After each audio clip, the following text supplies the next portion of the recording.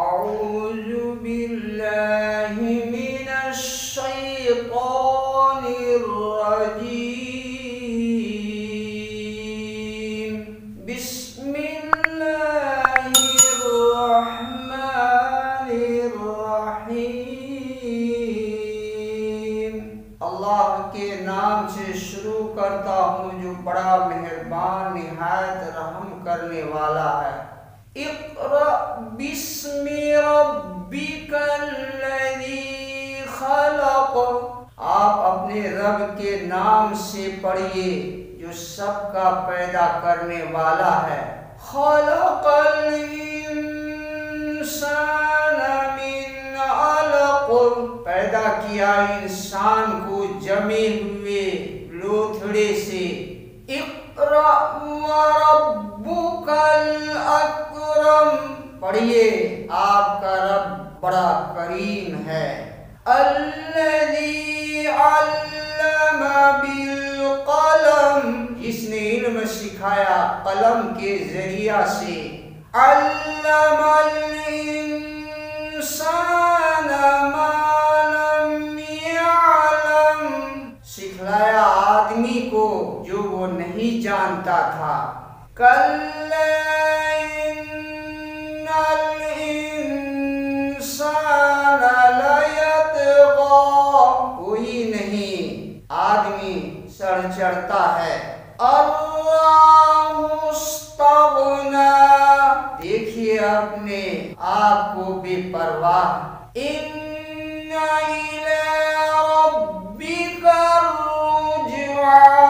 بے شک تیرے رب کی طرف پھر کر جانا ہے. ارأیت الذی ینہی عبدا اذا صلی.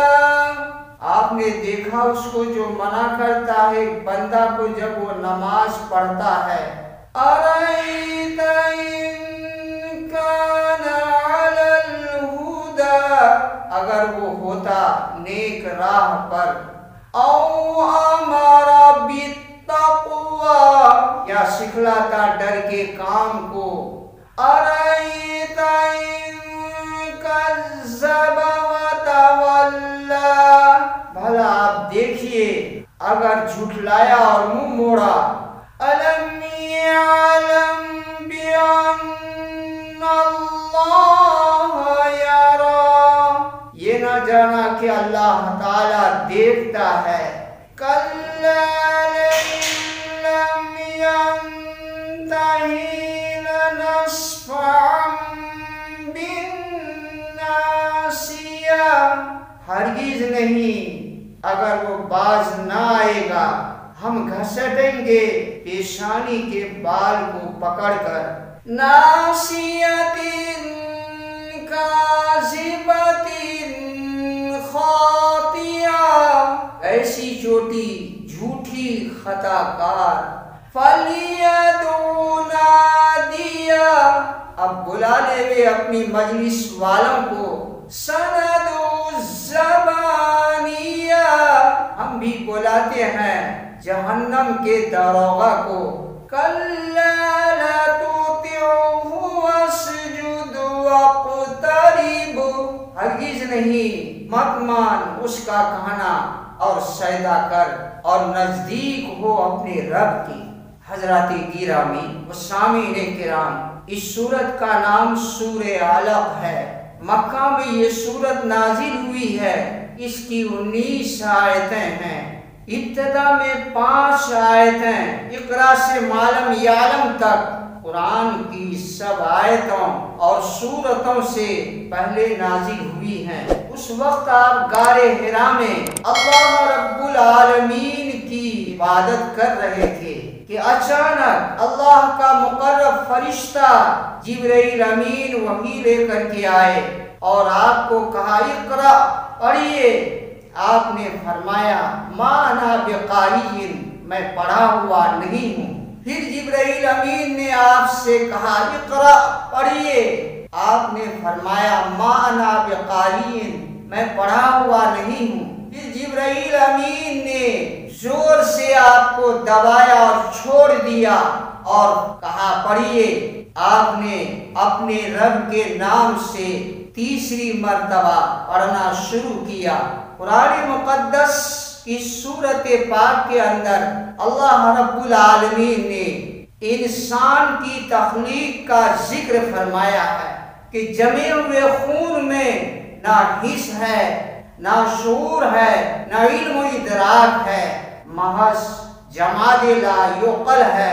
اللہ رب العالمین نے اس جماد لا یعقل یعنی انسان عاقل بنایا، اور ایک عاقل کو کامل اور ادراک کرنے والا بنایا، اور ایک امی کو قاری و عالم نہیں بنایا، بلکہ جہان کے انسانوں کے لیے ان کے واسطے سے اللہ رب العالمین نے ہدایت کا سامان فراہم کر دیا۔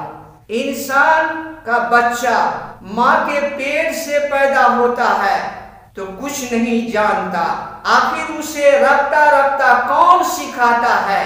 بس وہی رب قدیر جو انسان کو جاہل سے عالم بناتا ہے۔ اپنے ایک امی کو عارف کامل بلکہ تمام عارفوں کا سردار بنا دیا۔ مراد جناب رسول اللہ صلی اللہ علیہ وسلم کی ذات گرامی ہے۔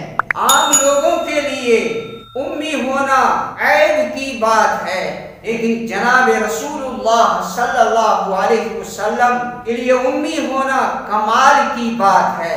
آپ نے کسی مکتب یا کسی مدرسے میں کسی استاذ کے پاس جامع تلمس طے نہیں کیا، لیکن قیامت تک آنے والے مفسرین، محدثین آپ کے کلام کی توضیح اور تشریح کرتے رہیں گے۔ نبی کریم صلی اللہ علیہ وسلم کو اللہ رب العالمین نے با کمال بنایا۔ آپ اللہ کی عبادت کرتے، لیکن آپ دیکھیے ابو جہل کی تمرد اور سرکشی کو، خود کو اپنے رب کے سامنے جھکنے کی توفیق نہیں۔ دوسرا بندہ اگر اللہ کے سامنے سر بسجود ہوتا ہے تو اسے بھی نہیں دیکھ سکتا۔ ان آیات میں اشارہ ابو جہل ملعون کی طرف ہے۔ جب جناب رسول اللہ صلی اللہ علیہ وسلم کو نماز پڑھتے دیکھتا تو دھمکاتا تھا اور طرح طرح سے ایذائیں پہنچانے کی کوشش کرتا تھا، یعنی نیک راہ پر ہوتا، بھلے کام سیکھتا تو کیا اچھا آدمی ہوتا، اب جو منہ موڑا تو ہمارا کیا بگاڑا۔ اس ملعون کی شرارت کو، اس نیک بندے کے خشوع خضوع کو اللہ تعالیٰ دیکھ رہا ہے۔ اللہ تعالیٰ سب کچھ جانتا ہے، ان کی شرارت سے واقف ہے۔ جس سر پہ یہ چوٹی اور وہ جھوٹ اور گناہوں سے بھرا ہوا ہے، گویا کہ اس کا دروغ اور گناہ بال بال میں سرایت کر گیا ہے۔ ابو جہل ایک مرتبہ جناب رسول اللہ صلی اللہ علیہ وسلم کو نماز سے روکنا چاہا۔ آپ نے سختی سے جواب دیا اور کہنے لگا، کیا جانتے نہیں کہ مکہ میں سب بڑی مجلس میری ہے؟ اس پر فرماتے ہیں کہ اب وہ مجلس والے ساتھیوں کو بلا لے، ہم بھی اس کی گوشماری کے لیے اپنے سپاہی بلاتے ہیں، دیکھیں کون غالب رہتا ہے۔ حضرات، چند روز کی بات ہے کہ بدر کے میدان میں دیکھ لیا اسلام کے سپاہیوں نے اسے کس قدر گھسیٹ کر کے قریب بدر میں پھینک دیا۔ باقی اصل وقت گھسیٹے جانے کا آخرت ہے، جب دوزخ کے فرشتے اس کو نہایت ذلت کے ساتھ جہنم کی طرف گھسیٹ کر کے جہنم میں ڈال دیں گے۔ وہ اصل رسوائی کا مقام ہے اس کے لیے، رسوا کن دن ہے اس کے لیے۔ اللہ رب العالمین ہم سب کو ان باتوں کی روشنی میں 5 وقت کی نماز کی پابندی کرنے کی توفیق عطا فرمائے۔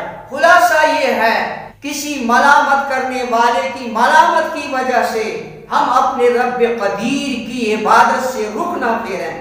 ہر حالت میں اللہ رب العالمین کی عبادت میں ہم سر بسجود رہیں۔ وآخر دعوانا الحمد للہ رب العالمین۔